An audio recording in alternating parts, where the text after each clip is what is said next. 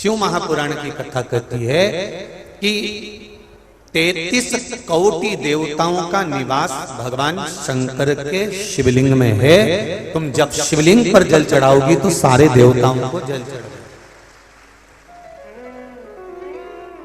अपनी बुद्धि में, अपने चित्त में, अपने मन में एक बात उतार कर रखना, राम जी का पूजन करा तो राम जी का ही पूजन है, कृष्ण भगवान का पूजन करा तो कृष्ण भगवान का ही पूजन है, देवी जी का पूजन करा तो देवी जी का ही पूजन है, ब्रह्मा जी का पूजन करा तो ब्रह्मा जी का ही पूजन है, सत्यनारायण भगवान का पूजन करा तो सत्यनारायण भगवान का पूजन ही है, गणेश जी का पूजन करा तो गणेश जी का ही पूजन है, संतोषी माता का पूजन करा तो संतोषी माता का पूजन ही है, दत्त भगवान का पूजन करा तो दत्त की ही पूजन है।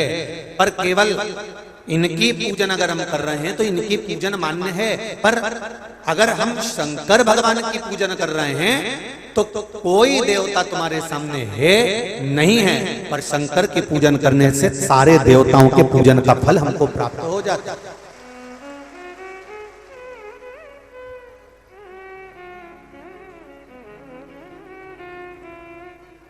सारे देवताओं के पूजन का फल हमको मिल रहा है। शंभु शरणे पड़ी मांगू घड़ी रे घड़ी, दुख काटो दया करी निदर्शन। संपूर्ण पूजन का फल हमें देवाधिदेव महादेव की पूजन से प्राप्त हो गया। जैसे आज विराम का दिन है, अशोकनगर वालों ने जरा दिल से कथा सुन रखी है। आपको कथा में पहले भी कहा, मेहमान जब आते हैं 2-4-8 दिन रुकते हैं, तब तक वो आपके घर के बच्चों को 50 रुपए 100 रुपए नहीं देते हैं। पर मेहमान जब घर से जाते हैं तब आपके छोटे बच्चों के हाथ में 50-100 रुपए 10 रुपए 20 रुपए पकड़ा कर जाते हैं। उसी तरह शिव महापुराण जब विराम लेती है, जाती है, तो मेरा देवाधिदेव महादेव भी आखिरी दिन कुछ ना कुछ देकर ही जाता है, निश्चित है।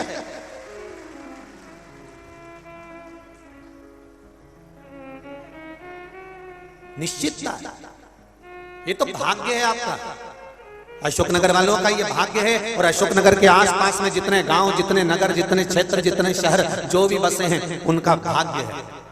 आज कथा 25 तारीख को यहाँ विराम हो जाएगी, कल 26 तारीख को मंदसौर की पावन धरा पर प्रारंभ हो जाएगी। ये राजा राजेश्वर की भूमि थी अशोकनगर, वो पशुपतिनाथ की पावन भूमि है मंदसौर। ये अशोकनगर के आसपास के क्षेत्रवासियों को इसका लाभ मिल गया, वो मंदसौर के आसपास के क्षेत्रवासियों को उसका लाभ मिल जाएगा। और सबसे बड़ी बात तो ये है कि यहाँ तर्पण शिव महापुराण की कथा मिली, तो वहां मंदोदरी शिव महापुराण की कथा मिली। उसका लाभ ये मिलेगा कि वहां शिव और शक्ति दोनों की कथा का आनंद प्राप्त होगा संसार में दोनों का।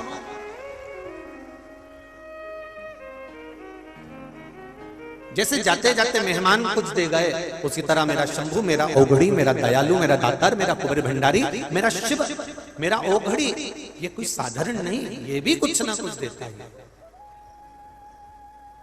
बस एक पत्र आया है, देखिए।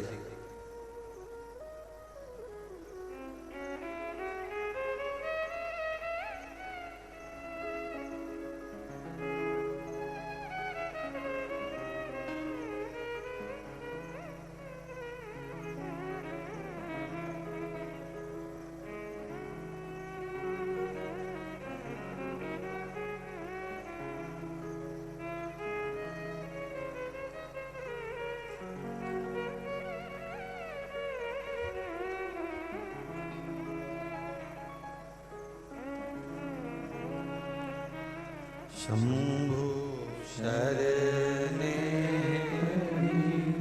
मांगू घड़ी रे घड़ी, दुख काटो दया करी दर्शन। मैं उषा कटारिया निवासी अशोक नगर, जहां कहीं बैठी हूँ उषा जी आप ही हैं, दोनों हाथ हिला दो। श्री शिवाय नमस्ते। मैं भोले बाबा को प्रणाम करती हूँ। बाबा की कृपा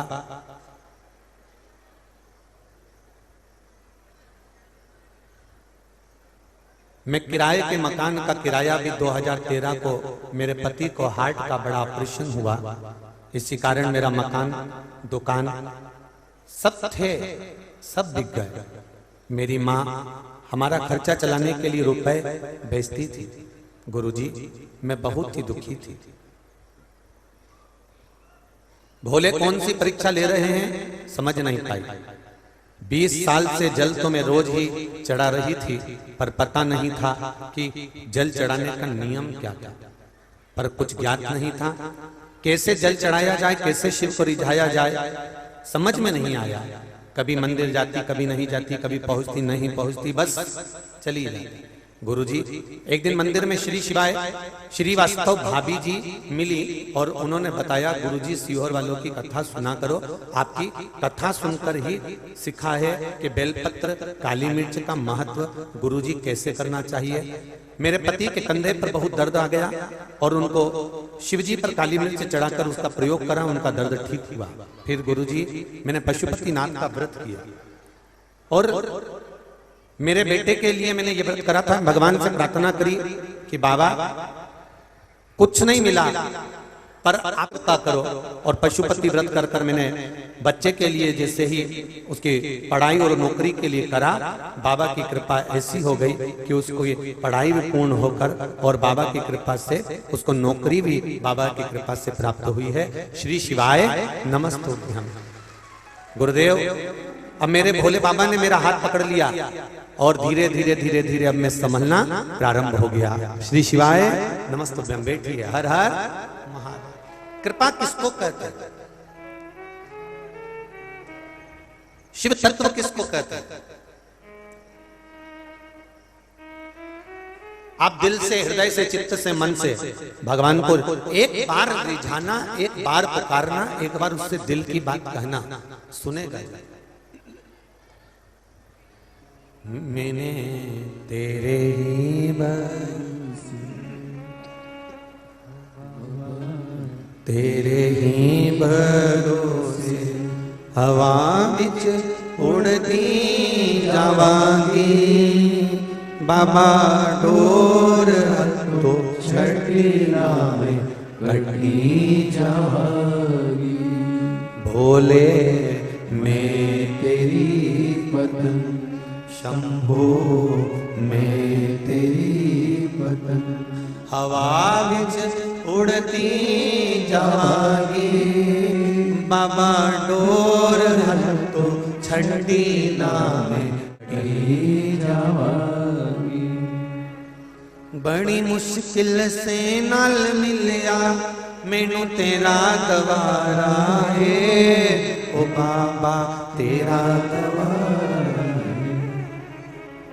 एक को तेरा आसरा मैनू तेरा दवारा है, ओ बाबा तेरा सहारा है।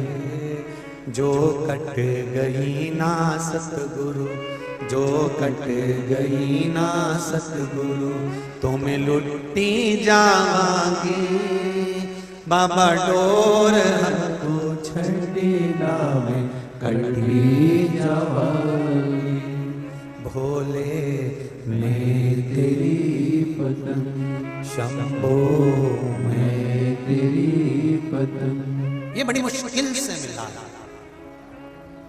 इसमें मैं मेरा अहंकार का जो संबोधन है, अभिमान है, अहमता है, इस अहंकार को, इस अभिमान को, इस अभिमान के संबोधन को कहीं उठाकर फेंक देना चाहिए, कहीं ले जाकर डाल देना चाहिए। जहां अभिमत्ता आकर खड़ी हो जाए वहां फिर स्मरण का कुछ सुख नहीं रहता। अभिमत्ता को दूर करो, अभिमत्ता को।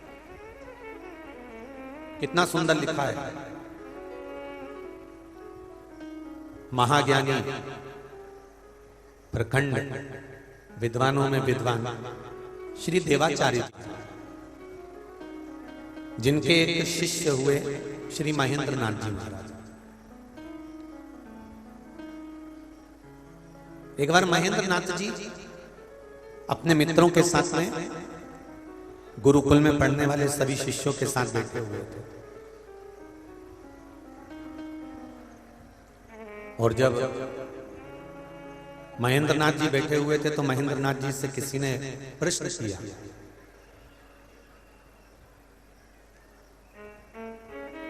महेंद्र नाथ पूछा, क्या तुम स्वर्ग जाओगे?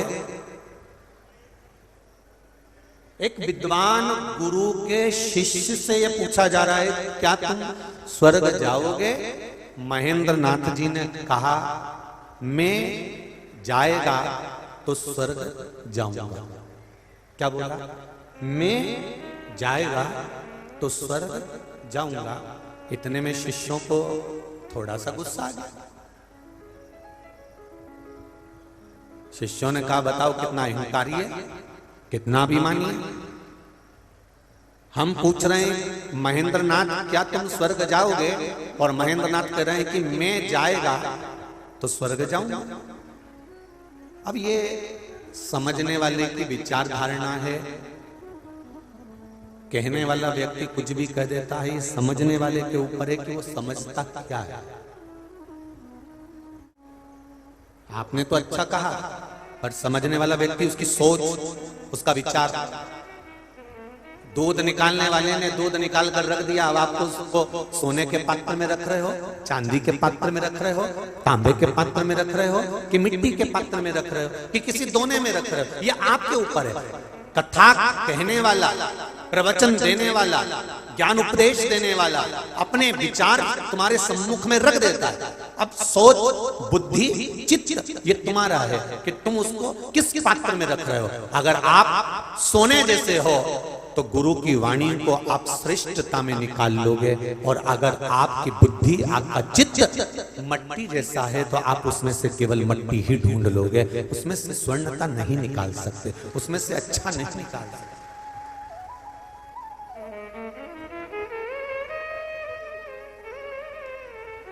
ये हमारी एक पत्नी ने पति से कहा, सुनो,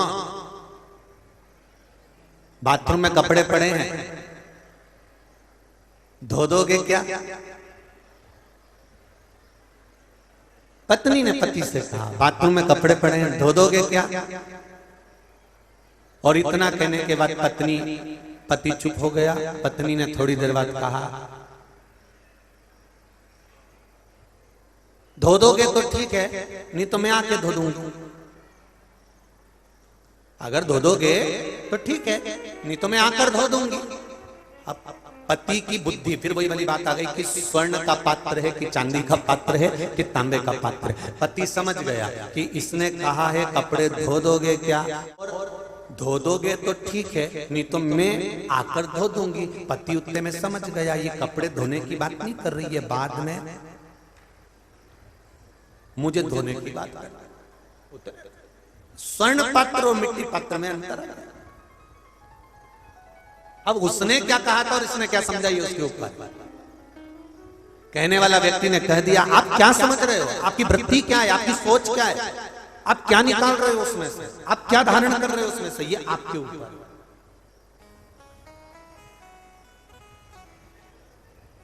महाराज महेंद्र नाथ जी से पूछा, क्या आप स्वर्ग जाओगे? तो महेंद्र नाथ परम ज्ञानी, परम विद्वान, वेदों के मर्मज्ञ, आनंद कराने वाले देवाचार्य जी महाराज के परम शिष्य महेंद्र नाथ जी ने कहा, मैं जाएगा तो स्वर्ग जाऊंगा।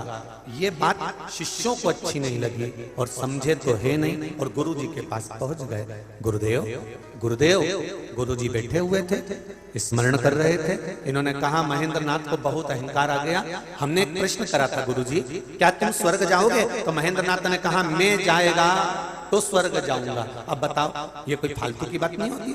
इतने में गुरु जी ने कहा, ठीक है, बुलाओ महेंद्र नाथ। गुरु जी ने महेंद्र नाथ को बुलाया। ध्यान देना जरा, जितने लोग आस्था पर सुन रहे हैं और जितने लोग फेसबुक यूट्यूब पर सुन रहे हैं और जितने इस अशोक नगर की मंडी प्रांगण में सुन रहे हैं, वो बुलाया, महेंद्र नाथ को बुलाया। महेंद्र,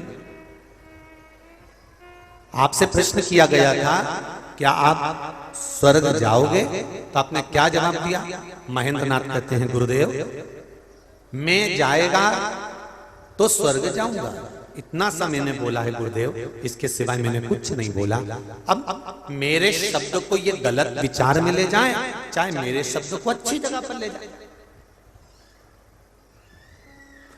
गंगा जी का जल गंगोत्री से बहता बहता हरिद्वार आ गया, हरिद्वार से बहते बहते काशी चले गया, काशी से बहते बहते कलकत्ता चले गया, कलकत्ता गंगा सागर में पहुंच गया। गंगा सागर तक के बीच में गंगा के जल से कोई ने उठाकर आचमन करा, कोई ने शरीर धोया, कोई ने मल धोया, किसी ने कपड़ा धोया, किसी ने चमड़ा धोया, किसी ने बर्तन धोए और किसी ने पुण्य आनंद पाया और किसी ने पाप धोया।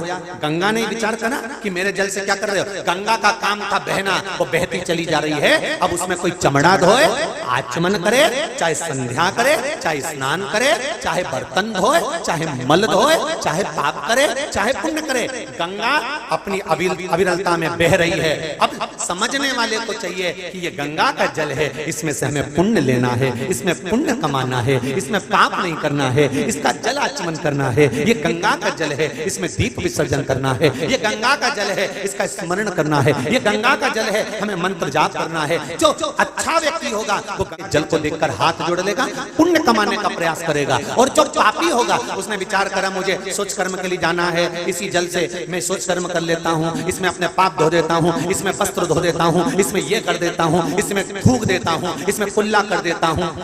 एक व्यक्ति पाप कर्म करने वाला, गंगा तो अविरल बह रही है, उसमें से अच्छे व्यक्ति ने पुण्य कमाया है और पापी व्यक्ति ने पाप कमाया है। उसी तरह शिव महापुराण की कथा तो गंगा जैसी अविरल बह रही है। जो अच्छा निकाल सकते हो तो निकाल लो, नहीं तो बुरा निकालने वाले तो ढेर पड़े, बुरा निकालने वाले ढेर पड़े हैं। वो 24 घंटे बैठकर कथा के सामने केवल बुराइयां ढूंढेंगे, पर जो अच्छा निकालने वाला है वो जिंदगी में अच्छा निकाल लेगा। महेंद्र नाथ, तुम स्वर्ग जाओगे?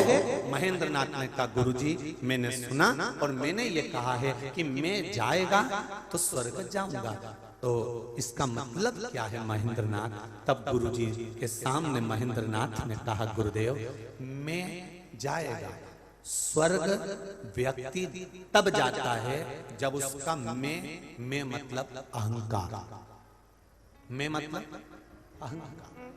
स्वर्ग व्यक्ति जब जाता है जब उसका मैं अहंकार निकल जाता है, और अहंकार निकला, तुम्हारा मन नहीं भी है ना तो भी तुम्हें स्वर्ग भेज दिया जाता है। मैं जाएगा तो स्वर्ग जाएगा। अभिमान, यह अहंकार, ये अस्थि, ये तृष्णा, ये लोभ, ये वासनाएं, ये हमें नहीं जाने दे सकती स्वर्ग।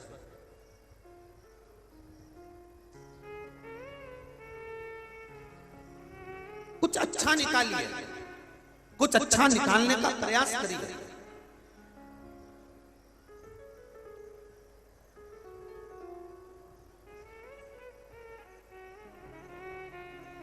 कितना सुंदर दर्शन अशोक नगर का होता है साहब। हम जहां से चलते हैं सांसद महोदय जी के घर से, बीच में कोई केले बांट रहा है, कोई बिस्कुट के पैकेट बांट रहा है, कोई लड्डू बांट रहा है, कोई सामान बांट रहा है, कोई सारी सात जात पूरे जितने धर्म के लोग हों, चाहे वो सिख धर्म के हों, जैन धर्म के हों, चाहे वो पंजाबी धर्म आदि जितने भी हैं, मैं आपको नतमस्तक हूं, प्रणाम करता हूं आपकी भक्ति के आगे। धन्य हैं आप। एकता का सूचक दिया है अशोक नगर की भूमि पर।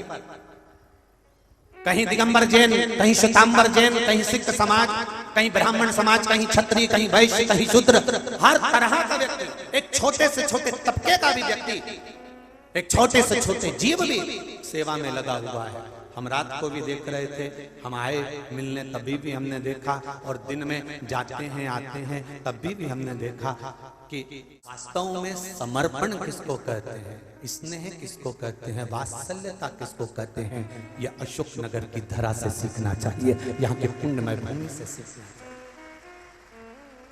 क्या मिलता है, क्या दिया है, क्या प्रदान किया है।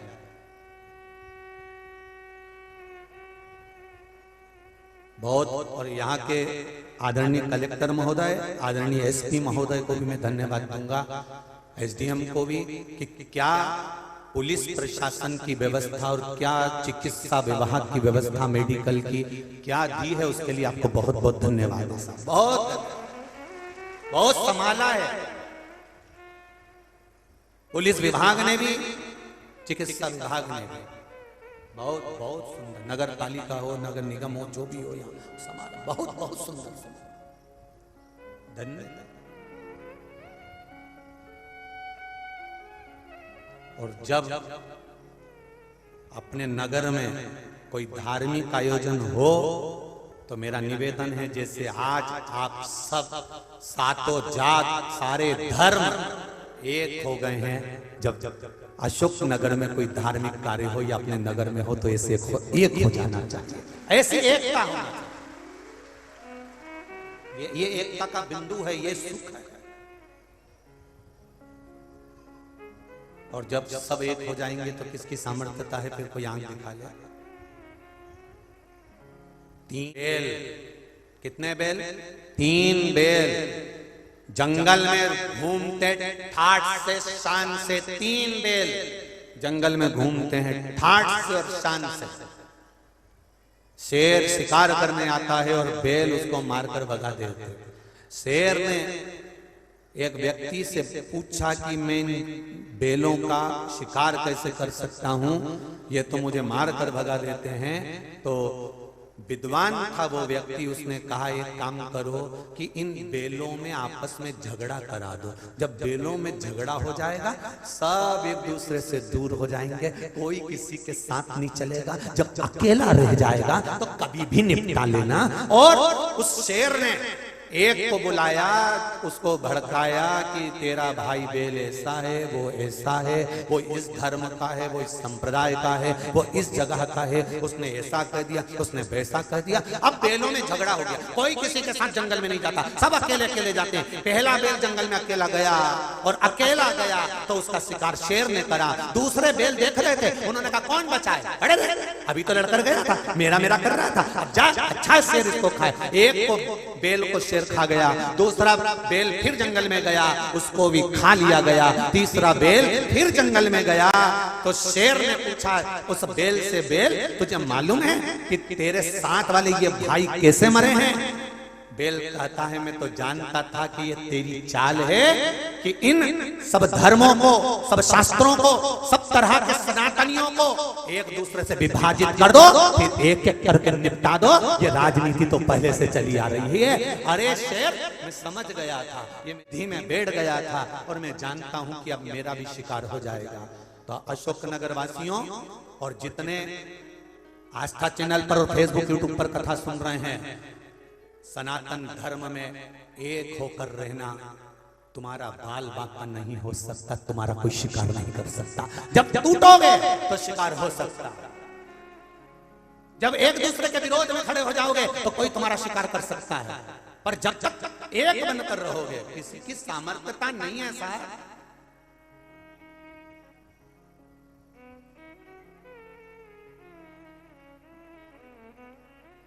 हमारा भारत, ये हिंदुस्तान, ये भारत की धरा, ये वसुंधरा, यहाँ तो पुरानी पुरानी माताएं बाजार से सामान भी लेकर आती थी तो 1 या 2 नहीं लाती थी, पूरा की पूरा 6 लाती थी। अगर गिट्टी का, वो धागे की गिट्टी होती ना, वो 1 लाती नहीं थी, सेट लेके आती थी। कितनी गिट्टी का सेट? अरे बोलो जम क्या, 6 गिट्टी, 12 गिट्टी। बर्तन भी लाती थी ना, तो बर्तन वाले से कहती थी, बर्तन वाले से कहती थी 1 कटोरी दो, नहीं, बर्तन वाले से क्या कहती थी, जम के बोलो जरा, 6 कटोरी का सेट दो, 12 कटोरी का सेट दो, 4 कटोरी का सेट दो। अकेली तो कटोरी माताएं लाती नहीं थी, थाली लाए तो सेट की, सामान लेकर आई तो सेठ की। ये तो दुनिया के लोगों को अब बता दिया गया कि हम दो और हमारे दो। नहीं तो पहले तो सेठ में चलते थे, बेटे भी होते थे तो 4 होते थे, एक को दुख आ जाए तो 3 पीछे से दौड़ पड़े। यहाँ तो परिवार का जो आनंद भी होता था तो सेठ में होता था। हमारे घर में 4 बच्चे हैं, 2 बहनें, इतना बड़ा परिवार है। पहले लड़की ब्याहते थे तो ये देखकर ब्याहते थे कि इतना बड़ा परिवार है तो बेटी ब्याह दो, दुख आएगा तो किसी से कहकर मन हल्का कर लेगी। आज के जमाने में बेटी ब्याहना है तो पहले विचार करते हैं नौकरी वाला है कि धंधे, नौकरी करता है कि धंधा करता है। धंधा करता है तो लड़की विचार करूंगी तब दूंगी। अगर नौकरी करता है, भले कैसा भी नौकरी कर रहा हो, पर नौकरी वाला लड़का चाहिए। क्यों? क्योंकि दूसरी जगह नौकरी करेगा तो ये डोकरा डोकरी के चक्कर में नहीं पड़ेगा, मेरी लड़की पे ध्यान देगा, इन बुढ़ा बुढ़ी को छोड़ के आराम से जिंदगी जिएगा। नौकरी वाला चाहिए।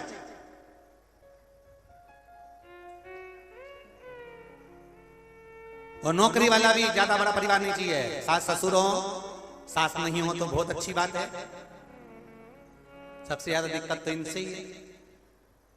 पर ये नहीं समझते कि घर की एक नारी, घर की एक माँ, घर की एक स्त्री, घर की एक बहन, घर की एक बेटी अगर घर में है तो उस घर में लक्ष्मी कहां से आती है ये मालूम नहीं पड़ पाता। जब तक माँ है, जब तक बेटी है, जब तक बहन है, जब तक बुआ है, उस घर में बरकत कहां से होती है ये मालूम नहीं पड़ पाता। नारी जिस घर में, स्त्री जिस घर में है,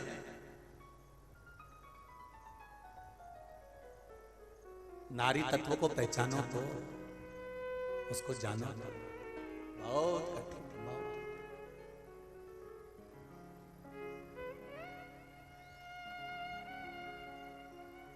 महेंद्रनाथ क्या कहते हैं? महेंद्रनाथ जी कहते हैं मैं जाएगा तो स्वर्ग जाऊंगा। अहंकार व्यक्ति का जब जाता है तब उसको स्वर्ग नहीं भी जाना होता है तो वो स्वर्ग चले जाता है। अहंकार में 3 गए, धन वैभव और वंश, ना मानो तो देख लो रावण, कौरव और कंस। ये तीनों अहंकार में चले गए, इनका भी मान जाएगा तो ये परमात्मा तक पहुंच, इनको जाने में दिक्कत नहीं है।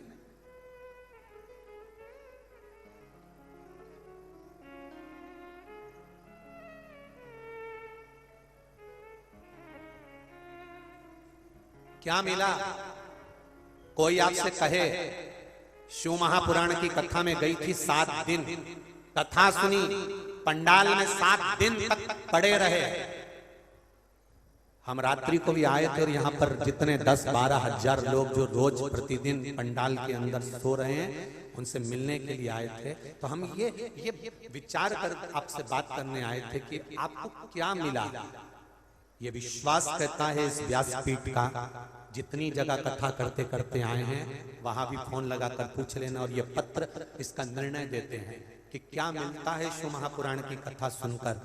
जब कथा सुन लोगे 7 दिन पूरे हो जाएंगे, आप अपने घर में तारीख लिख लेना कि इतनी तारीख को कथा विराम हुई थी और उसका 3 महीना मिला लेना।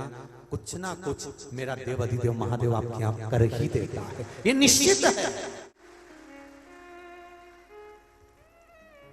भाग्यशाली हो अशोकनगर वालों, और जो 26 तारीख से मंदसौर में कथा होने वाली है, भाग्यशाली हो आप, किस्मत वाले हो।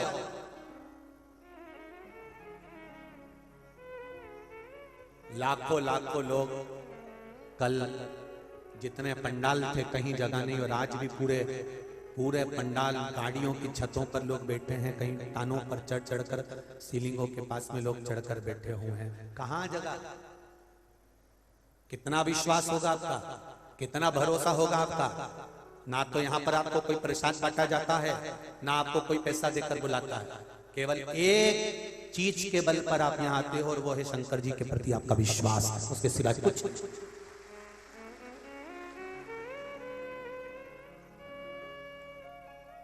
लाखों लोगों को बुलाने के लिए करोड़ों का खर्च करना पड़ता है कि यहाँ पर मीटिंग रखी जाएगी, यहाँ सभा रखी जाएगी, यहाँ ये रखा जाएगा। कितना खर्चा करा जाता है, तब भी लोग मन से नहीं जाते। उनको जबरदस्ती ले जाया जाता है। पर यहाँ किसी ने भी आपको ये नहीं कहा होगा कि तू जबरदस्ती चल चल तो किसी ने कहा? और ऐसा कहकर कोई नहीं लाता। और तुम आती भी नहीं, बहन दे रही मैं तो यहीं अच्छी, मैं तो मेरे घर ही सुन लूंगी और टीवी के सामने बैठी जाऊंगी। पर नहीं, उन्होंने विचार करा हमारे गांव से 50 किलोमीटर दूर, हमारे यहाँ से 25 किलोमीटर दूर, हमारे यहाँ से 80 किलोमीटर दूर, हमारे यहाँ से 100 150 किलो 200 किलोमीटर दूर कई लोग ट्रालियां भर भर कर लेकर आए। जब हम लोग आते समय तो इधर से आते, जाते समय इधर से जाते, क्योंकि भीड़ बहुत रहती है। तो हमने देखा लोगों में भर भर कर आए। उनसे भी निवेदन है, तुम भक्तों को ट्रालियों में भर कर लेकर आए हो, 3 महीने में सोयाबीन कितना भर कर लेकर जाते हो ये भी अंदाजा लगा लेना, ये भी अंदाजा लगा लेना। अभी भक्तों को भर कर लेकर आए और 3 महीने के अंदर सोयाबीन कितना भरते हो और कितना मिलता है। एक पत्र आया है, देखिए उस पत्र को।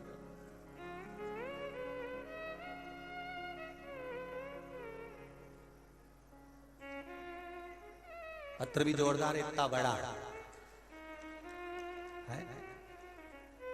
अवधेश प्रीति राजपूत, अथाई खेड़ा, जिला अशोकनगर से हैं। कहीं बैठी हो तो हाथ हिलाइएगा, जहां कहीं भी बैठी हो हाथ हिलाइएगा। दिख गई क्या? जहां भी बैठी हो, अवधेश प्रीति राजपूत, अथाई खेड़ा, अशोकनगर।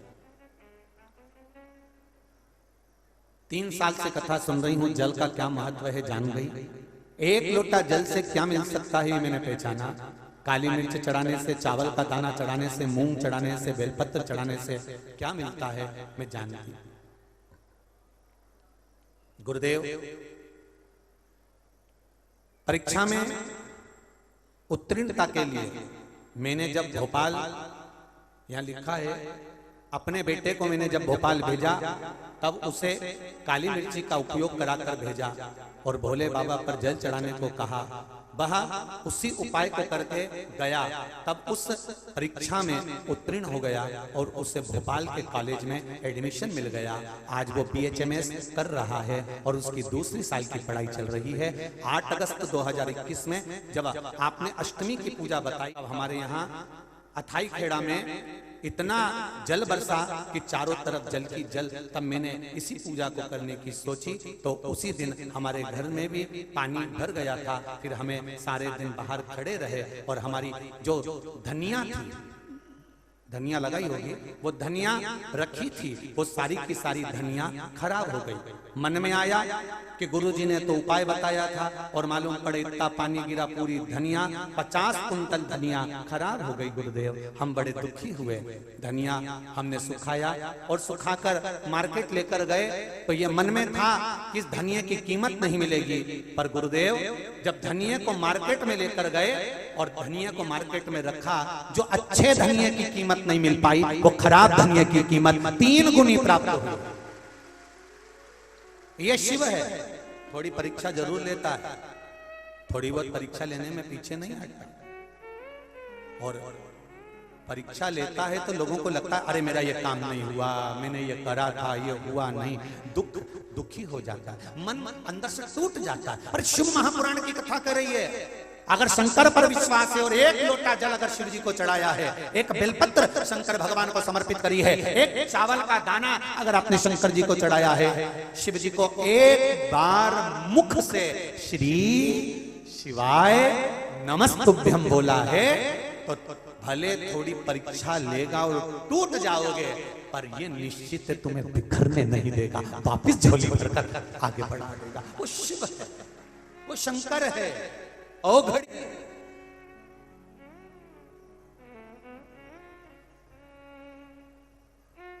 जिसको आजीवन कारावास हो गई हो, क्या वो रिहा हो सकता है? जरा विचार करिए। पत्र आया,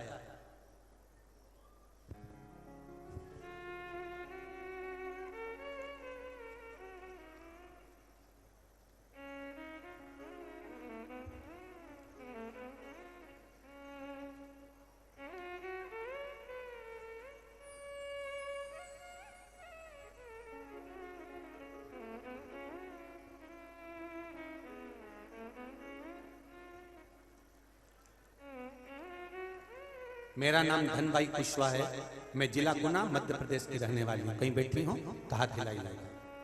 मेरे पुत्र को झूठे केस में फंसा दिया गया और जिससे उसे आजीवन कारावास की सजा हो गई थी। आजीवन कारावास हो गया था। गुरुजी, मुझे किसी ने बताया, जिसमें 2021 से मैंने आपकी कथा सुनना प्रारंभ किया, किसी ने बताया कि कथा सुनो, उससे कुछ मिलेगा जरूर। मुझे कुछ समझ नहीं आ रहा था, फिर मैंने मंदिर जाना शुरू किया और आपके बताए अनुसार 1 लोटा जल शिव जी को जल चढ़ाना प्रारंभ करा। फिर मैंने पशुपति व्रत करना प्रारंभ करा। तीसरा पशुपति व्रत हुआ और मेरे बेटे को जमानत मिल गई और उसकी रिहाई बाद में हो गई। ये शिव है। घड़ी अकाल मरे जो काम करे चंडाल का, और काल उसका क्या बिगाड़े जो भक्त हो महाकाल का। शंकर के उपासक शिव की भक्ति कोई साधारण नहीं हो सकता।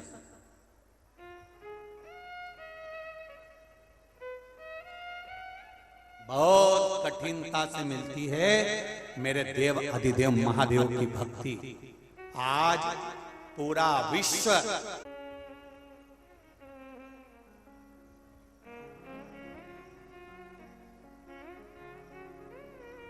फिर निवेदन करूंगा, मौका मिले अपने नगर में, अपने शहर में, अपने क्षेत्र में, जब शिव महापुराण की कथा हो, सारी जात, सभी समाज, सभी धर्म, सभी वर्ण, सभी संप्रदाय एक होना चाहिए। निंदा नहीं, बुराई नहीं, हमारे शिव की ओर अग्रसर होकर सनातन धर्म की पहला सम्मुख मिलाकर छोड़ना चाहिए। एक होकर जीवन का वो आनंद कहीं नहीं मिल सकता।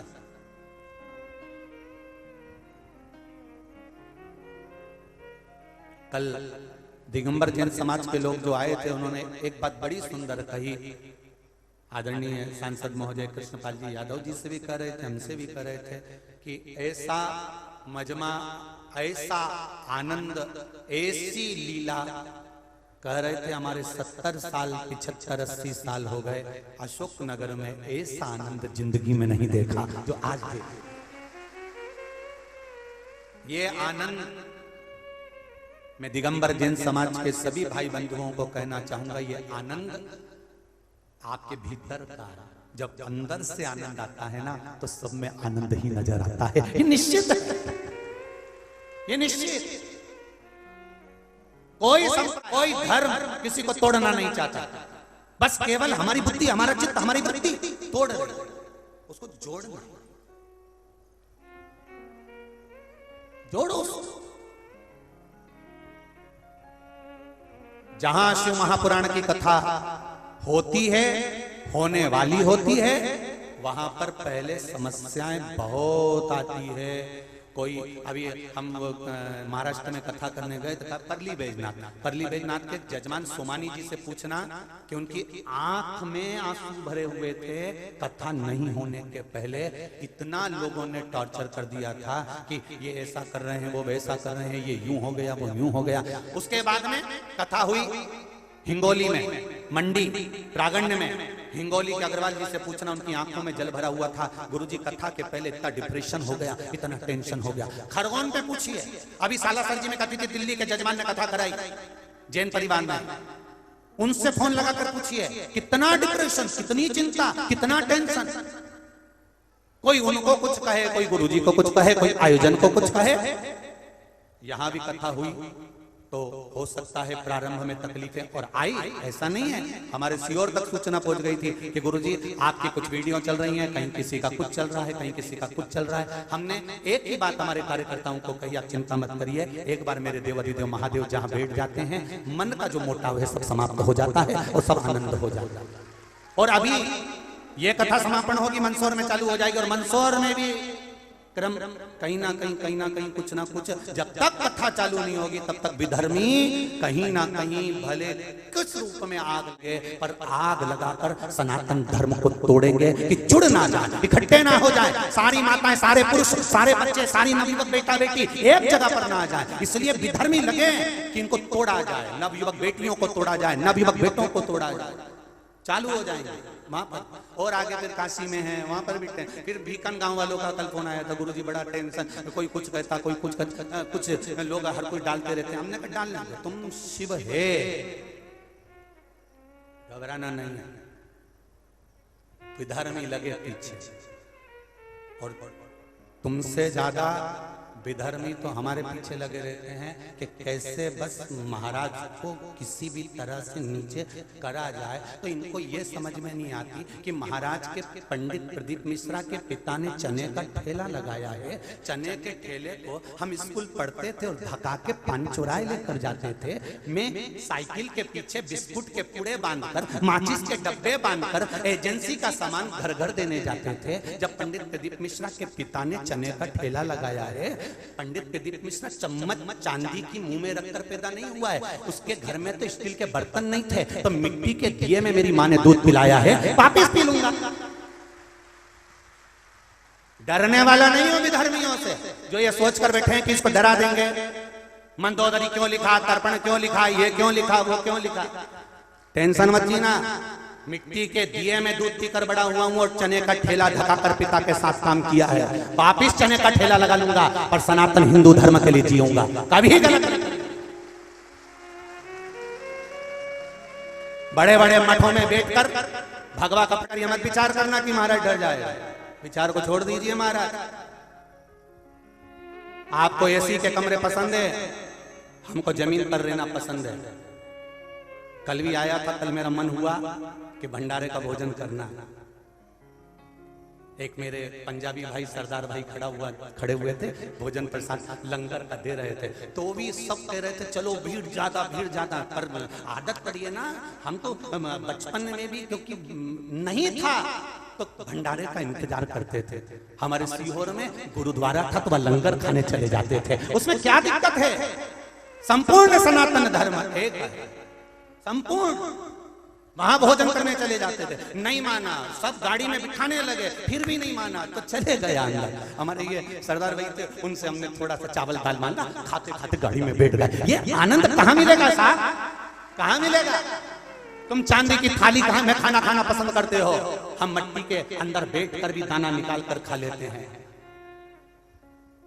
उस भोजन को करना पसंद करते हैं। सनातन धर्म टूटने नहीं दूंगा। बड़ी मुश्किल से इन सनातनियों को एक करा है, शिव मंदिर में लाकर छोड़ा है। इनको विभाजित मत करो, चाहे बेटे हो चाहे बेटियां हो। दूसरे के कहने पर सनातन धर्म को मत तोड़ो, इसको जोड़ो। बड़ा मुश्किल है, बड़ा मुश्किल।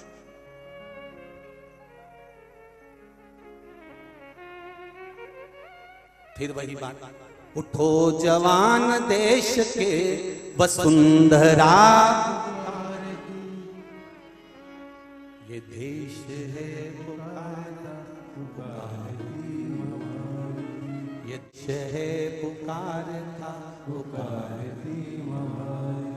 उठो जवान देश के वसुंधरा पुकारती, उठो जवान देश के वसुंधरा पुकारती, ये देश है पुकारता पुकारती मां भारती, ये देश है पुकारता पुकारती मां भारती। जिस कथा को आप सुनो उसमें से अच्छा निकालने का प्रयास करो, कथा में से गलतियां छांटना छोड़ दो,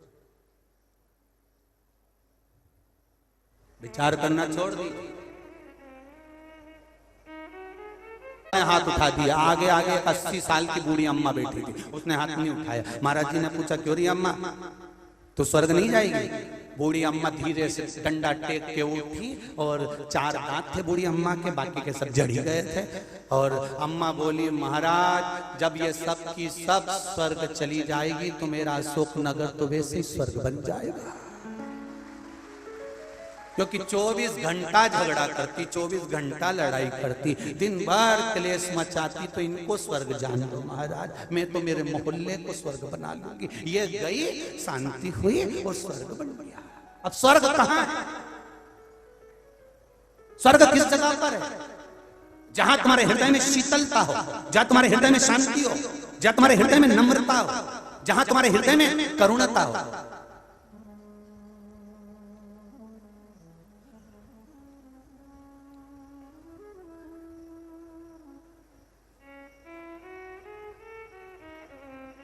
तुम्हारे भीतर की नम्रता, तुम्हारे भीतर का आनंद, तुम्हारे भीतर का सुख, तुम्हें परमात्मा के आनंद में लाकर छोड़ देता है। बस अभिमान जाना चाहिए। अहंकार में तीन गए धन भय बहु और वंश, ना मानो तो देख लो रावण कौरव और कंस। ये अभिमान में चले गए, अभिमत्ता में, अहंकार में चले गए।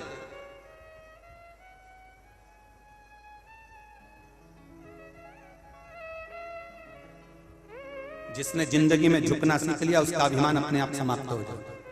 आप नम्रता रखिए, आपका अभिमान अपने आप धीरे धीरे धीरे धीरे समाप्त होते चले जाएगा। धीरे धीरे समाप्त, अहंकार रहेगा ही नहीं। घर में जो सास और बहू की लड़ाई होती है वो केवल अहंकार के कारण होती है। सास कहती है मेरी सत्ता है और बहू कहती है मेरे पति की सत्ता। दोनों की लड़ाई चल रही है इसी चीज में कि मेरी सत्ता मेरी सत्ता। मेरा सास, ना तो सास बुरी होती है ना बहू बुरी होती है, ना बहन बुरी होती है ना भाई बुरा होता है। संसार में अगर माता पिता ने जन्म दिया है वो कभी बुरा नहीं हो सकता। केवल एक समय होता है व्यक्ति का जो बुरा करवा देता है, आपस में क्लेश उत्पन्न करा देता है, एक दूसरे से दूरी बनवा देता है। माता के गर्भ से जन्म लिए तब बुरे नहीं थे। पोहे की प्लेट में से आधा आधा बाट का खा लिया तब बुरे नहीं थे। उपमा बनाया थोड़ा थोड़ा खा लिया तब बुरे नहीं थे। माँ गरम गरम रोटी दोनों को दे रही थी तब बुरे नहीं थे। माँ ने कपड़े एक से पहनाए तब बुरे नहीं थे। माँ ने पढ़ाई एक से कराई तब बुरे नहीं थे। पर धीरे धीरे जो बुराई तुम्हारे चित्त वृत्ति में आई, ये किसी ने बुरा करा नहीं है, ये समय रहे जो तुम्हें बुरा बनाकर छोड़ दिया है। बुरा संसार में कोई पैदा हुआ ही नहीं। दुर्योधन और दुशासन दोनों थे। दुर्योधन और युधिष्ठिर दोनों थे सामने। भगवान कृष्ण ने दुर्योधन से कहा जाओ हस्तिनापुर में से किसी एक अच्छे व्यक्ति को ढूंढ कर लेकर आओ, और युधिष्ठिर से कहा हस्तिनापुर में सबसे बुरे व्यक्ति को ढूंढ कर लेकर आओ। दोनों गए, 3 दिन तक ढूंढते रहे, दोनों को नहीं मिले। दुर्योधन को अच्छा व्यक्ति नहीं मिला और युधिष्ठिर को बुरा व्यक्ति नहीं मिला। कारण दुर्योधन हर एक में बुराई देख लेता था तो उसको अच्छा दिखता नहीं था, और युधिष्ठिर बुरे में भी अच्छाई देख लेता इसलिए उसको बुरा मिलता नहीं था। ये दृष्टि का भेद है।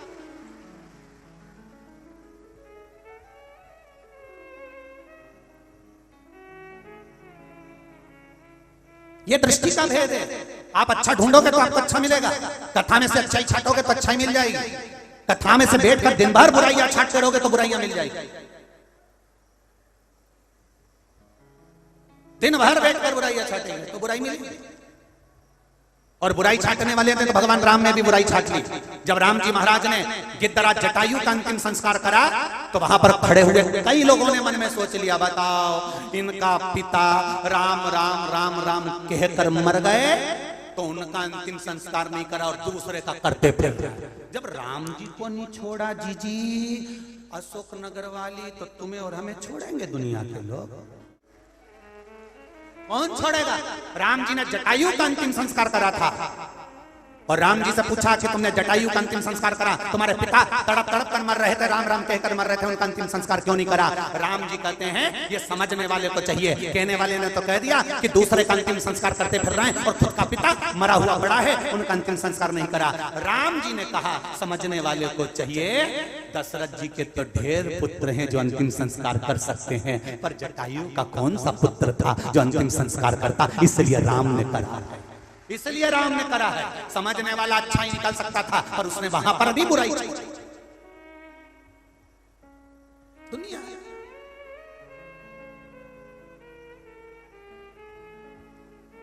और अशोक नगर की पावन धरा ने यह सिद्ध कर दिया कि हमारा अशोक नगर राज राजेश्वर की धरा है।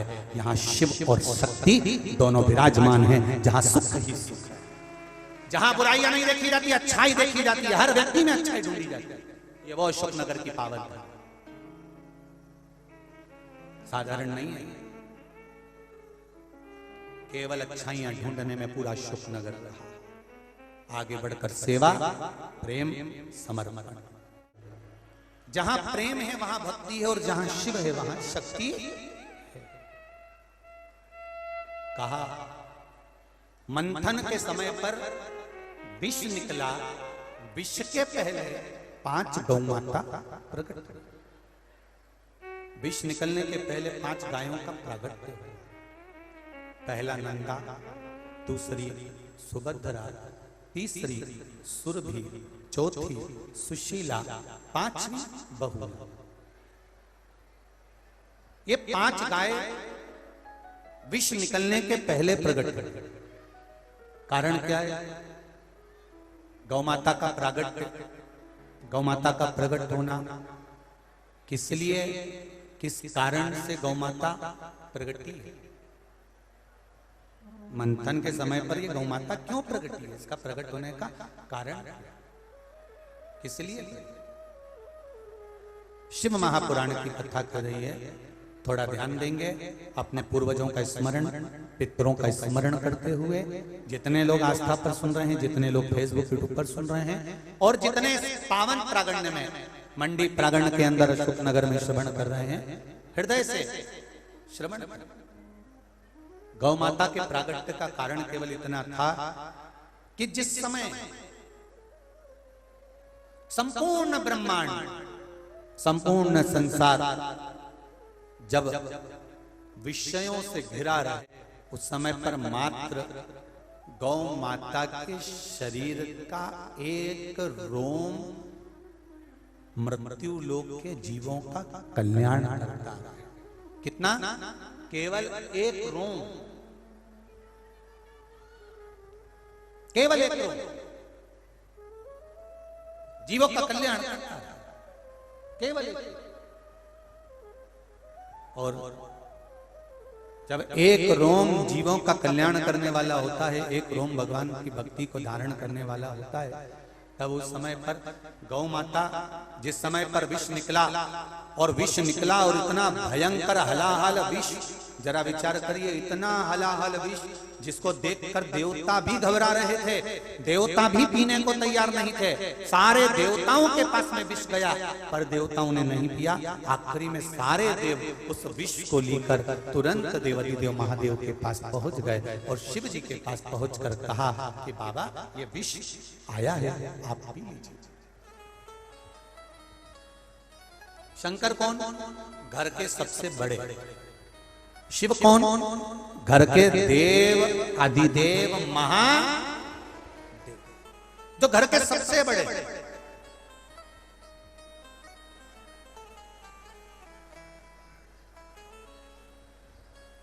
घर की ठंडी रोटी, घर का ठंडा खाना, घर का ठंडा भोजन किसके हिस्से में आता है? जो घर बड़ा होता उसके हिस्से में। एक घर में जो बूढ़ी माँ होती है ना, बूढ़ा पिता होता है, बूढ़ी माँ होती है, सबसे पहले भोजन करने से पहले माताओं की आदत रहती है, पहले जाके रसोई घर में देखती है क्या बचा था और क्या नहीं बचा था। तो जाकर उसने देखा कि रात की रोटी रखी है, तो बहू ने जैसे गर्म भोजन लाकर रखा, घर की बूढ़ी माँ ने कहा नहीं नहीं बेटा, दाल अच्छी बनी है, मुझे ठंडी रोटी ला। तो मम्मी गरम खा लो ना। नहीं नहीं बेटा, मुझे ठंडी रोटी ला। क्योंकि माँ को मालूम है, माँ को ये स्मरण है कि ठंडी रोटी ना तो बहू खाएगी, ना किसी को खाने को देगी, बाद में वो रोटी उठाकर बाहर डाल दी जाएगी। तो घर की बूढ़ी माँ वो ठंडी रोटी खा लेती है, क्या उसको गरम पसंद नहीं है? गरम रोटी बूढ़ी माँ को भी पसंद है, पर ठंडा इसलिए खा रही है कि ये फेंकाए नहीं, फेंका ना जाए। मेरा घर का अन्न है, एक एक अन्न का दाना जोड़कर मैंने जिंदगी को गुजारा करा है। आज अगर आ रहा है तो इसको लुटाया या फेंका ना जाए, इसका सदुपयोग, इसका सदुपयोग।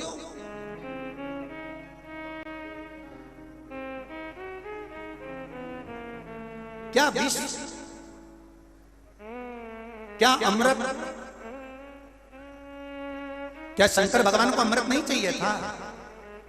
भगवान देवाधिदेव महादेव को भी अमृत प्रिय है, भगवान देव महादेव को भी अमृत की प्रियता है,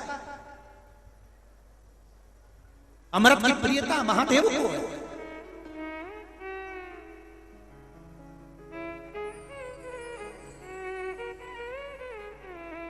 क्या मेरे भोले बाबा को अमृत प्रिय नहीं?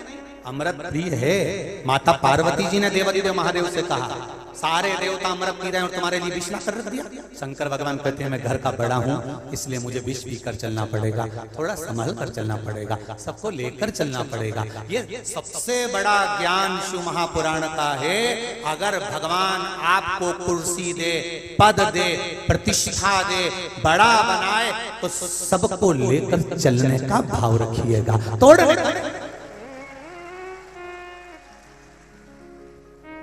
सबको लेकर चलते।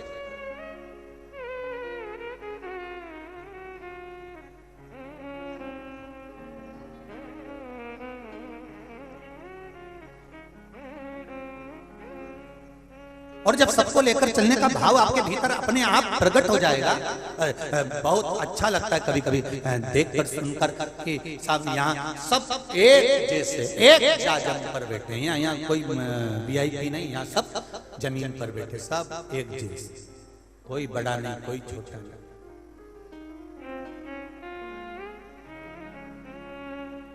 सब एक जाजम पर बैठे, बहुत अच्छा लगा। यहाँ मंत्री भी आए तो भी जमीन पर बैठे, विधायक भी आए तो भी जमीन पर बैठे, सांसद भी आए तो भी जमीन पर बैठे। और यहाँ के जो सांसद महोदय ने कथा कराई, 7 दिन जमीन पर बैठकर कथा का रसतत्व ग्रहण करा। जो भी चाहे नगर पालिका के अध्यक्ष जो भी यहाँ पहुंचे हों, सब भूमि पर बैठकर कथा का रसतत्व ग्रहण करे। ऐसा लगा कि 7 दिन की कथा में कहीं राजनीति सामने नहीं आई। इसके लिए पूरी अशोकनगर को धन्यवाद, पूरी अशोकनगर को धन्यवाद। कहीं राजनीति सम्मुख, सबके लिए, सबके लिए आया। साधु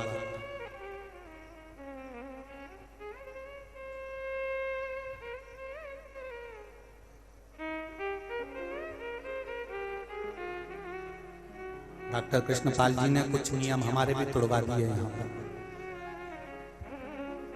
हम अपने कमरे से नहीं निकलते।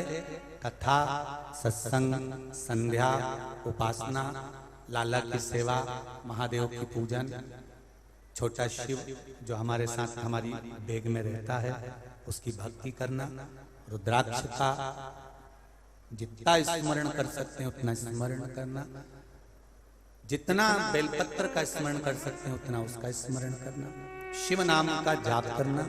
हम नहीं निकलते, पर बहुत सालों के बाद ये सांसद महोदय ने नियम तोड़वा दिया। शाम को 6 साढ़े 6 बजे पूरे घर में देखो तो ढेर लगे पड़े, कहे गुरुजी सबसे मिलना है, सब आए हैं। अब आई गए तो मिलो, सब बैठो बैठो, बहुत बहुत कुछ कुछ नियम तुमने तोड़वा दिया है बाबा की कृपा। पर अच्छा लगा सभी से मिलकर। कभी पत्रकार बंधु हैं, कभी सब साधारण ग्रामीण वासी हैं, सब आए, सबसे मिलना हुआ, अच्छा लगा।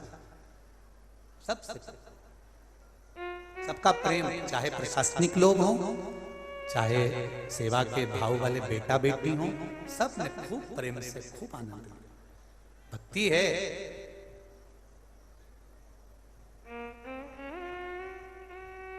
भूमि का भी प्रभाव होता है। जिस जगह पर कथा हो रही है राजराजेश्वर की धरा है, जहां का शंकर ओगड़दानी राजराजेश्वर भी अपने ठाट में बैठा है, तो तुमको भी ठाट में ही रखता है, साधारण नहीं रखता। राजराजेश्वर के दर्शन करे होंगे अशोकनगर मंदिर में, आराम से ठाट में बैठा है, मस्त, कोई चिंता नहीं। इधर पार्वती जी हाथ जोड़ के बैठी है, तुम आराम से बैठो स्वामी, और महादेव जी ऐसे बैठे और पार्वती जी हाथ जोड़ के बैठे, दोनों अलमस्त होकर आनंद के साथ। और पास में गणेश जी भी बैठे हैं राजराजेश्वर के मंदिर में, मस्ती में। बस कितना सीखने को मिलता है देवादिदेव महादेव की कथा से। शंकर जी पार्वती से करें, पार्वती भले अमृत इनको पीने को मिल जाए पर मुझे विष पीना पड़ेगा, तो देवादिदेव महादेव आप विष पियोगे? शंकर भगवान कहते हैं पार्वती केवल मैं अकेला विष नहीं पीऊंगा, तू मेरी अर्धांगिनी है, और तू अर्धांगिनी है, लोग कहते हैं तू शक्ति है, आद्य शक्ति, आधा शिव आधा पार्वती। हमने पहले भी कथा में कहा, नारी का जो शरीर है, स्त्री का जो शरीर है, मेरी बहनों का, मेरी बेटी का जो शरीर है, आधा शिव का है और आधा पार्वती का है। अब एक साधारण सी भाषा में आप समझें, भगवान कृष्ण ने गोवर्धन पर्वत उठाया, बोलो सही है कि गलत है? जम के बोलो जरा, उठाया ना? पर भगवान कृष्ण से पूछा गया कि तुमने गोवर्धन पर्वत उठाया, तो भगवान कृष्ण ने एक शब्द कहा, कछु माखन को बल बड़ो, कछु गोपियन को सान, राधा जू की कृपा से गोवर्धन लियो है हाथ। अब भगवान से पूछा कि तुमने गोवर्धन पर्वत उठाया, भगवान कृष्ण करे राधा जू की कृपा से गोवर्धन लियो है हाथ। तो संतों में भ्रम उत्पन्न हो गया। संतों ने कहा भगवान कृष्ण ने कैसे कह दिया कि राधा जी की कृपा से गोवर्धन पर्वत उठाया? तो किसी ने पूछा आप बताओ कि राधा जी की कृपा कैसे हुई? तो भगवान कृष्ण ने कहा गोवर्धन पर्वत मैंने सीधे हाथ से नहीं उठाया, गोवर्धन पर्वत मैंने उल्टे हाथ से उठाया। तो उल्टा पति का जो अंग होता है वो पत्नी का होता है, इसलिए पर्वत उठाने वाली राधा जी है। मैं तो कमर पे हाथ रखकर खड़ा था, सीधा अंग पुरुष का और आधा अंग स्त्री का। जब पर्वत उल्टे हाथ पर, कई लोगों को टेंशन था, क्या भगवान उल्टे हाथ से लिखते थे? क्या भगवान उल्टे हाथ से खाते थे? नहीं, खाते सीधे हाथ से थे, लिखते सीधे हाथ से थे, पर पर्वत उल्टे हाथ से इसलिए उठाया क्योंकि पर्वत मेरे कृष्ण थी, जो कृष्ण के अंदर जो राधा समाई थी, उसने सारा बोझ उठा कर रखा था, सब कुछ उठा कर रखा था, वो राधा थी। तुम्हारा आधा टेंशन तो तुम्हारी जो अर्धांगिनी है वो झेल लेती है महाराज। पर्वत उठाकर चिंता मत करो, तुम तो कमर पर हाथ रखो, कमर कसो, बाकी का टेंशन राधा जी। कछु माखन को बल बड़ो, कछु गोपियन को, राधा जू की कृपा से गोवर्धन। ये राधा की कृपा कुछ हो गई तो पर्वत हस्त कमल पर ले लिया, पर्वत हाथों पर ले लिया। तो यहाँ शिव कह रहे हैं मैं अकेला विष नहीं पीऊंगा, पार्वती मैं अकेला विष नहीं पीऊंगा। तो विष कौन पिएगा? शंकर भगवान कहते हैं पुरुष की इतनी सामर्थ्यता नहीं कि वो विष पी ले, केवल दुनिया में एक की सामर्थ्यता है, वो है स्त्री नारी। विष पीकर भी अपनी जिंदगी को जीती है, अपने जीवन को आगे। केवल एक नारी, केवल एक स्त्री विष पीकर भी अपनी जिंदगी को आगे बढ़ाती है। कितना दुख बड़ी हुई, समझाया गया भाई से होड़ मत करा कर, वो तेरा भाई है, दबा कर रखा गया।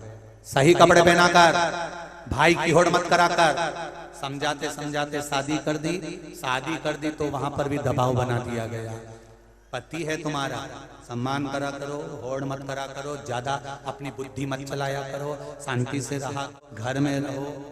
मौका देंगे, बैठो बैठो बैठो बैठो, भी मौका देते, समय देंगे, बैठ। अब यहां समझाया, कहा तुम्हारा भाई, तुम्हारा पति, तुम्हारे पुत्र, तुम्हारे बेटे, तुम्हारे सास, तुम्हारे ससुर दबाया, हर पल उसको दबाने का प्रयास किया। पर नारी केवल एक ऐसी होती है, विष पीती गई, पीती गई, पीती गई। कोई ने अपशब्द कहा, पीती गई, नारी है वो नारी। पर शक्ति कितनी प्रबल है उसकी। मैं अकेला विष नहीं पीऊंगा। शिवजी कहते विष तुम्हें पीना है पार्वती। पार्वती कहती है मैं, हाँ, क्योंकि संपूर्ण परिवार का, संपूर्ण ब्रह्मांड का जो बोझ है वो माता पार्वती के ऊपर है। आप खुद शिवलिंग देखिए, शिवलिंग में जो ये कटी होती है ये पार्वती जी हैं, उसके ऊपर शिवलिंग रखा हुआ है। संपूर्ण 33 कोटि देवी देवता शिवलिंग में हैं, और 33 कोटि देवी देवताओं को जो हाथ पर झेली हुई है वो केवल एक मेरी दुर्गा भवानी आदिशक्ति पार्वती, केवल उसके सिवा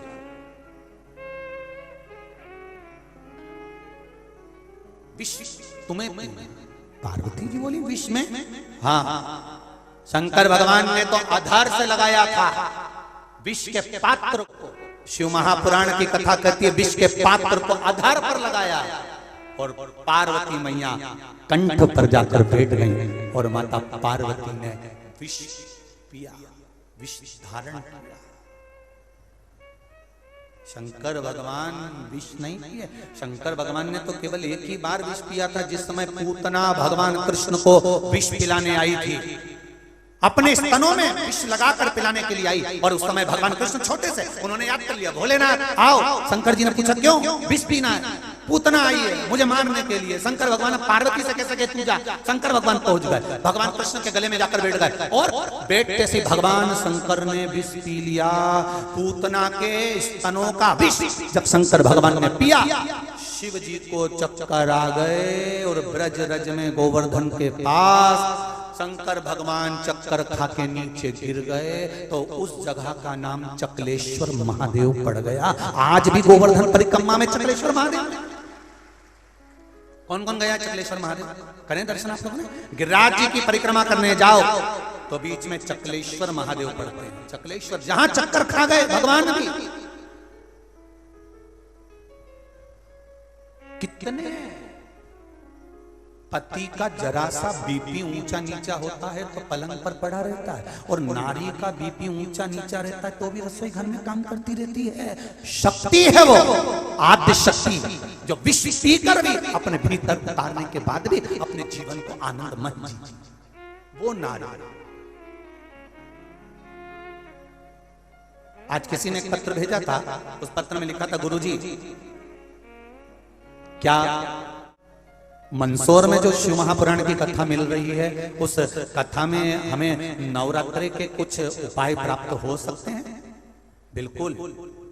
7 दिन की शिव महापुराण की कथा जो मंदसौर पशुपतिनाथ की नगरी, मंदोदरी माता का मायका, रावण की जो ससुराल है, उस पावन धरा से जो कथा मिलेगी, उस कथा में पहले दिन कौन सा उपाय माता रानी को किस चीज का सामग्री चढ़ा दी जाए जिससे हमारे जीवन में लक्ष्मी की कभी कमी ना आए।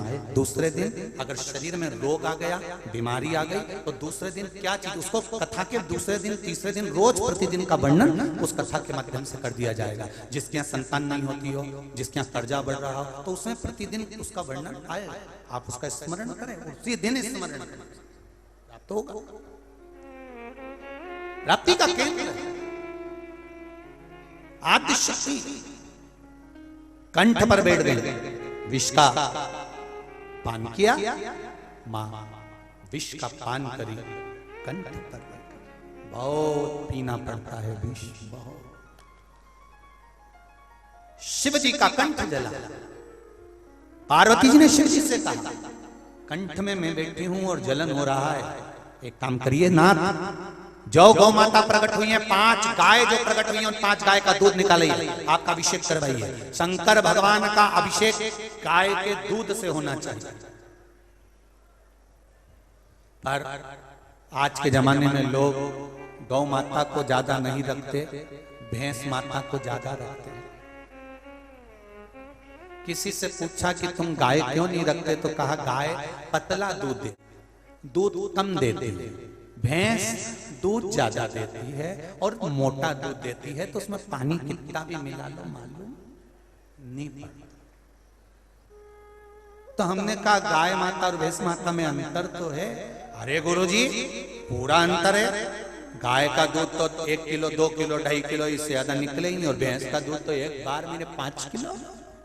हमने कहा वाह, नहीं, हमने कहा गाय और भैंस में अंतर तो है, तो इतने में तो हाँ गुरुजी बहुत अंतर है, बहुत। गाय बार बार बीमार पड़ी जाए, भैंस तो बीमार ही नहीं पड़े। हमने कहा नहीं, हम ये नहीं बोल रहे, हम तो ये बोल रहे हैं गाय और भैंस में अंतर तो है। तो क्या तुम कौन सा अंतर बताना चाहते गुरुजी? हमने कहा गाय और भैंस में केवल एक ही अंतर है कि गाय का जो छोरा होता है बछड़ा, बछड़े को कहते हैं बैल, बैल को कहते हैं नंदी, नंदी पर बैठते हैं भोले। जब बुरा समय आता है तो बछड़ा, बैल, नंदी शंकर जी से कहता है इसने मेरी गौ माता की बहुत सेवा करी, इसको जरा बैकुंठ तक छोड़ या कृपा कर। बहुत सेवा करो। और भैंस का जो छोरा होता है पाड़ा, उस पे कौन बैठता है? यमराज। तुमने खूब भैंस को मल मल के निलाया तो पाड़ा यमराज से कहता है इसने मेरी माँ का खूब दूध पिया है, इसको नरक लेके आ जाओ। बस इतनी कृपा। अब मन तुम्हारा, तुम गाय की सेवा करो चाहे भैंस करो, मर्जी तुम्हारी है। पर इतना याद रखना कि दोनों के छोरा होशियार हो गए, पढ़े लिखे हैं, वो अपनी माँ को बुरे हालत में देखेंगे तो छोड़ेंगे नहीं। अब तुमने अगर गौ माता की स्थिति देखी है तो नंदी शिव जी से कहेगा इसका क्या करना है, और तुमने अगर भैंस की खूब सेवा करी तो वो पाड़ा भी यमराज से कह देगा इसने मेरी माँ की खूब सेवा करी, इसलिए मैं चाहता हूँ कि इसने मेरी माँ की सेवा करी तो मेरे पास में रहे, इसलिए इसको नरक लिया तुम अच्छे से, यही इसको धोएंगे लपक लपक के। इसने भैंस को धोया, अपन इसको धोएंगे लपक के। उठा ला।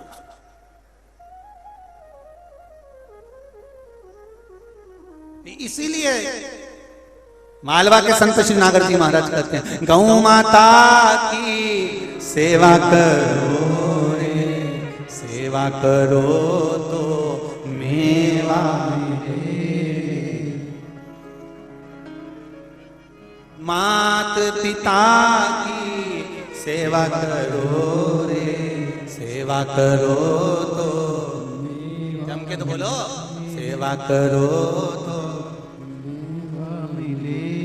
हरी रेंदोरी अशोक नगर वाली, तुम माता पिता की सेवा मेवा के चक्कर में करो। इस लाइन को चेंज कर दो, वो भले कुछ भी गाते हो, अपन अपनी लाइन जोड़ दो। मात पिता की सेवा करो रे, सेवा करो तो चाबी मिले। फालतू की बात है तुम्हारी। माता पिता की सेवा तुम मेवा के चक्कर में करो, तो चाबी के चक्कर में डोकरी के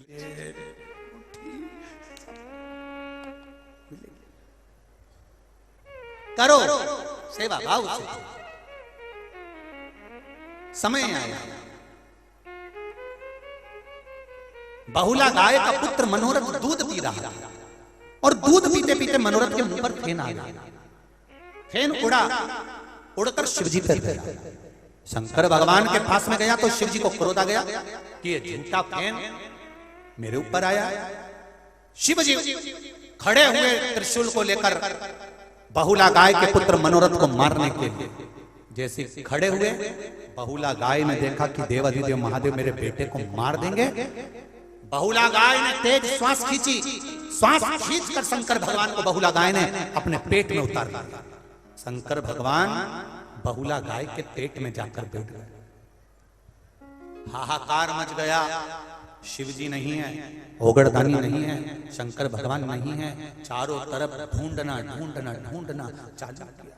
चारों तरफ ढूंढ रहे हैं देवाधिदेव महादेव को, हर तरफ ढूंढा जा रहा है भगवान शंकर को। शिव गए कहां, शिव गए कहां? तब माता पार्वती जी ने कहा बहुला गाय के पुत्र मनोरथ को मारने के लिए शिव खड़े हुए थे, तो बहुला गाय ने शंकर भगवान को निगल लिया, पेट में रख लिया।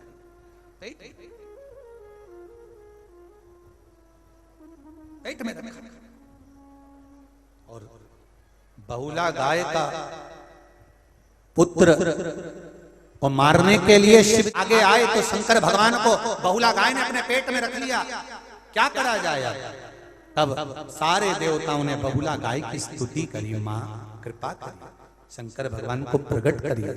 शिव जी नंदी बनकर प्रकट होते हैं।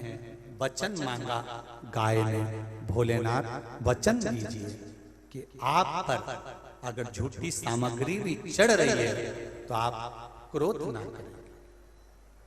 शिव जी ने कहा मुझ पर झूठा ही चढ़ा तो भी मैं प्रसन्न हूंगा। और देखिए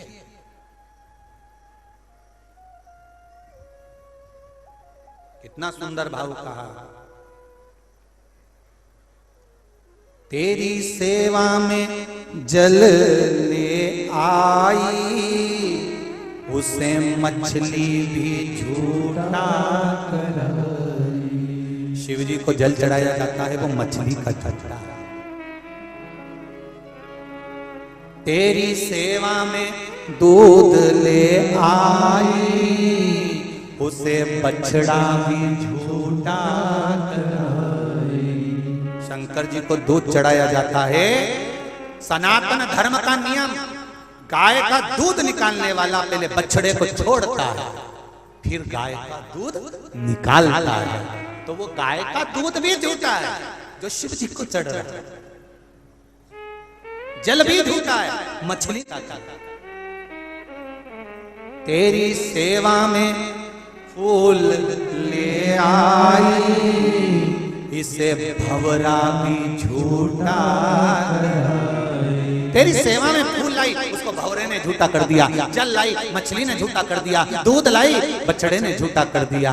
और प्रसाद बनाकर लाऊं तो चींटी ने झूठा कर दिया, मक्खी ने झूठा कर दिया। संसार की ये वस्तुएं तुझे चढ़ाऊं, ये तो झूठी है मेरे नाथ। शंकर जी कहते हैं ये मनुष्य भी दिन भर 50 बार झूठ बोलता है।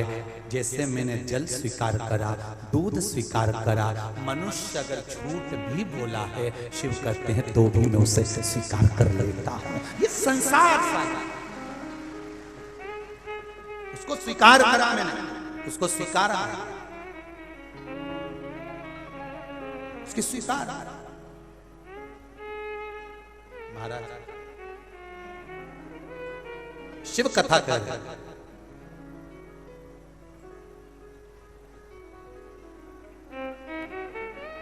भगवान शिव का संवाद, भगवान शंकर की करुणा कथा कर, भगवान शिव का संवाद कर, शिव कथा करते हैं। तेरी सेवा में जल ले आई, उसे मछली भी झूठा कराई।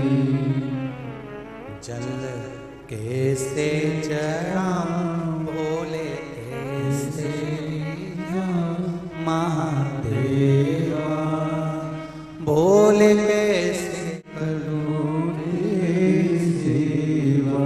बड़ा मुश्किल है शिव का भक्ति, पर शंकर भगवान को आडंबर नहीं, शिव जी को कुछ नहीं चाहिए, केवल चाहिए तो निर्मल मन। सो मोही भावा, मोही छल छिद्र कपट भगवान को नहीं चाहिए।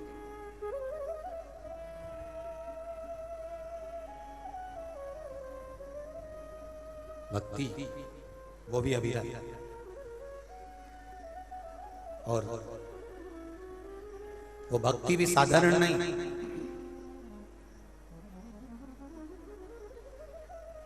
अविरल भक्ति। भगवान के 12 ज्योतिर्लिंग का स्मरण कराया। प्रथम सोमनाथ जी का वर्णन किया गया। जितने लोग अपने पूर्वजों के लिए कथा सुन रहे हैं आस्था चैनल पर, फेसबुक, यूट्यूब पर, और इस पावन प्रांगण में लक्ष्मी प्राप्ति, सुख समृद्धि, कार्य सिद्धि, पितृ मोक्ष के लिए कथा सुन रहे हैं, ये 12 ज्योतिर्लिंग की कथा का स्मरण करेंगे और शिव जी से अपने मन का हृदय भाव वर्णन करेंगे। सोमनाथ चंद्रदेव को काया का रोग हुआ। देवऋषि नारद जी के कहने पर शिवलिंग का निर्माण कर पूजन करी। भगवान शंकर ने आकर उनकी काया को ठीक कर, भगवान सोमनाथ जी के रूप में विराजमान हुए। अगला वर्णन आता है मल्लिकार्जुन। भगवान शंकर से रुष्ट होकर, माता से रुष्ट होकर कार्तिकेय जी श्रीशैलम पर जाकर बैठ गए, जहां पर शिव और पार्वती ने जाकर उनको रिझाया। तो भगवान मल्लिकार्जुन के रूप में यहां पर विराजित हुए। अगला वर्णन है महाकाल। दूषण नाम का राक्षस जो ब्राह्मण के बच्चों को निचोड़कर उसका रक्त पीता था।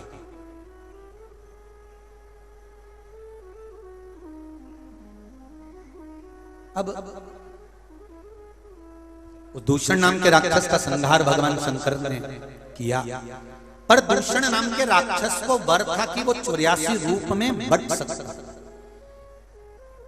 शिवजी ने कहा कि अगर बहन छिपरिया आए और वो पानी का रूप लेकर आए और यहां से ये दूषण नाम के राक्षस की जो रक्त गिरे उसको पानी धो दे तो मारना सहज। छिपरा ने कह दिया मैं आ जाऊंगी, पर शिवजी ने जब दूषण नाम के राक्षस को मारा तब छिपरिया नहीं आ पाया। छिपरिया ने आकर देखा कि यहाँ तो दूषण 84 है। शिव जी के छिपरिया ने अपने पानी से वेग से टुकड़े करे, 84 टुकड़े देवती देव महादेव के करे तो भगवान 84 रूप धारण कर दूषण नाम के राक्षस का संहार करे।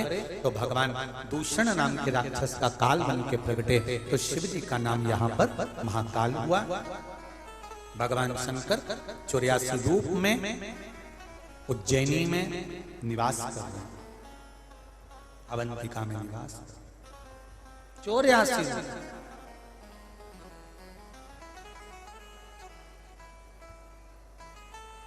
बाबा देवाधिदेव महादेव की पावन शिव महापुराण की कथा उज्जैनी में भी 2023 में शायद अप्रैल महीना 10 अप्रैल 4 अप्रैल से उज्जैनी महाकाल की नगरी में भी है।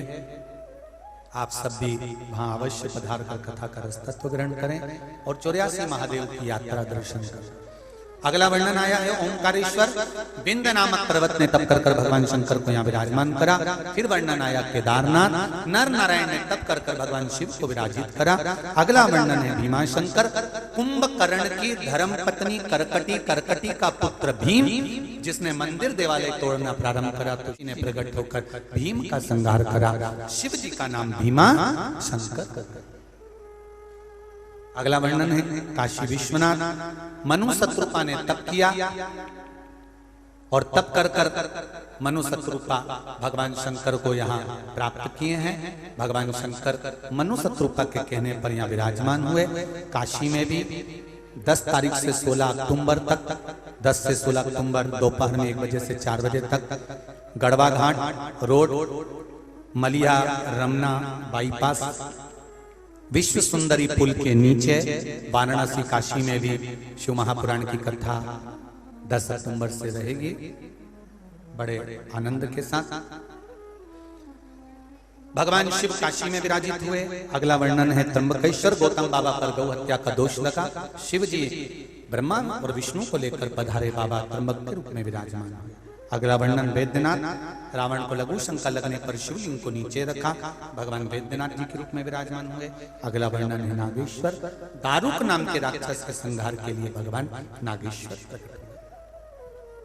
फिर अगला वर्णन आया है रामेश्वरम भगवान राम लंका पर जाते समय भगवान शंकर की स्थापना कर जाते हैं, रामेश्वर के रूप में विराजित होते हैं। अगला वर्णन है कृष्णेश्वर गौष्मा के बेटे को भगवान शंकर ने जीवित करा तो भगवान कृष्णेश्वर के रूप में यहाँ पर विराजित हुए। ऐसे 12 ज्योतिर्लिंग का यहाँ स्मरण कराया। तो मुरुका जी ने चंचुला को कथा सुनाई और चंचुला देवी का पति इस कथा को सुनकर परम गति को प्राप्त हुआ। तर्पण शिव महापुराण की कथा जो आप सुन रहे हो, भगवान देवाधिदेव महादेव तुमरुका देवाधिदेव महादेव भगवान शंकर पार्वती जी गणेश जी कार्तिकेय जी अशोक सुंदरी जया विषहरा सामरीवारी दौतली देव, इनका स्मरण कर जो चावल का दाना अपने हाथ में लिया है, बेलपत्र लिया है, वो अपने पूर्वजों को स्पर्श कराकर विसर्जन में रखें। शाम को प्रदोष काल में एक दिया नदी तालाब बावड़ी कुआं जहां बन सके वहां लगाएं, नहीं हो तो परिंदे के पास या पीपल के वृक्ष के पास लगाएं। देवाधिदेव महादेव की पावन कथा तर्पण एक विषय को लेकर ये शिव महापुराण की कथा चली और अपन ने भगवान शंकर की अविरल भक्ति को प्राप्त किया। सब बाबा देवाधिदेव महादेव से 5 बार श्री शिवाय नमस्तुभ्यं का जाप कर पितरों की मुक्ति के लिए प्रार्थना करेंगे। श्री शिवाय नमस्तु श्री शिवाय नमस्तु श्री शिवाय नमस्तु श्री शिवाय नमस्तु श्री शिवाय नमस्तु। भगवान पितरों को विदा करते हैं। भाव भक्ति के साथ शिव महापुराण की कथा जो अशोक नगर में हृदय के साथ आनंद के साथ चल रही थी, आज वो विराम ले रही है।